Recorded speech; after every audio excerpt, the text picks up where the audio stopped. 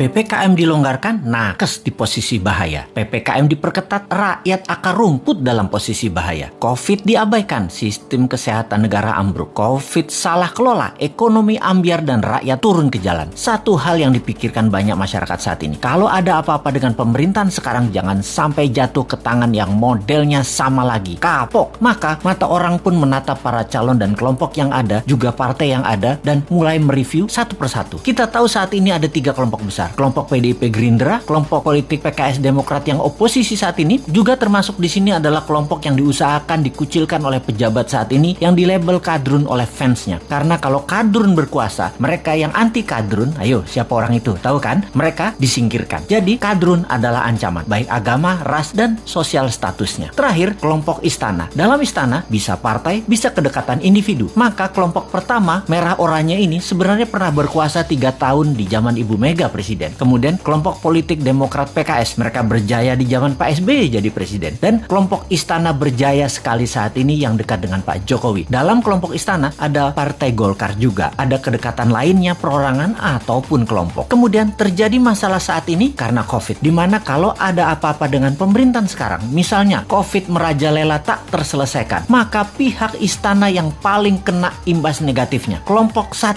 kelompok merah oranye ini berusaha menjauhkan diri agar tidak kena getahnya, agar kalau ada apa-apa dengan istana, mereka masih dianggap solusi oleh masyarakat. Kelompok ketiga jelas paling berharap pendulum swingnya ke arah oposisi. Kalau terjadi masalah yang membesar, mereka yang berpuasa jabatan selama 7 tahun ini atau selama 10 tahunan ini berharap dapat simpati masyarakat sekarang. Tanpa kerja sih sebenarnya, kok bisa ya nggak kerja tapi ngarap dapat simpati. Ide atau konsep aja nggak punya. Mending bosman sih, walau terhina tapi pede kasih solusi. Kalau Covid berkepanjangan, ekonomi dan kesehatan masyarakat di titik terbawah, maka kelompok istana yang paling gedabrukan, panik, bingung, dan coba atur banyak hal sendirian bernegaranya. Bisa saja shuffle sana sini seperti ubah Panglima TNI, geser Ketua BIN, geser pejabat di TNI, geser reshuffle kabinet yang minor-minor, mencari bantuan asing. Pokoknya yang gulung komeng, gelundang-gelundung kerja ya kelompok istana ini. Yang oposisi memanfaatkan ini semua dengan memberitakan hal-hal yang buruk di sekitar istana dan pejabat terasnya. Oposisi ini, 2 partai utama Demokrat dan PKS ditambah pasukan yang dicap kadrun, yang dicap jual agama. Itulah mereka para oposisi. Di posisi 1, mereka siap-siap ambil peluang juga agar kepercayaan masyarakat tumbuh ke arah mereka. Juga tidak dipersalahkan atas kesalahan kelolaan Covid dan jatuhnya ekonomi karena istana yang paling bertanggung jawab. Kalau istana berhasil melewati masa pelik ini selama 3 tahun ke depan, posisi 1 dan posisi istana berusaha memainkan dongeng kesuksesan ini untuk bekal 2024. Kompak lagi mereka. Singkatnya, saat ini yang namanya politikus sisa, banyak yang masih diam-diam baik untuk ambil posisi. Mau miring ke istana atau mau ikut oposisi dengungkan terus kejelekan istana, nggak banyak actionnya mereka ini. Mereka ini seperti Nasdem, P3,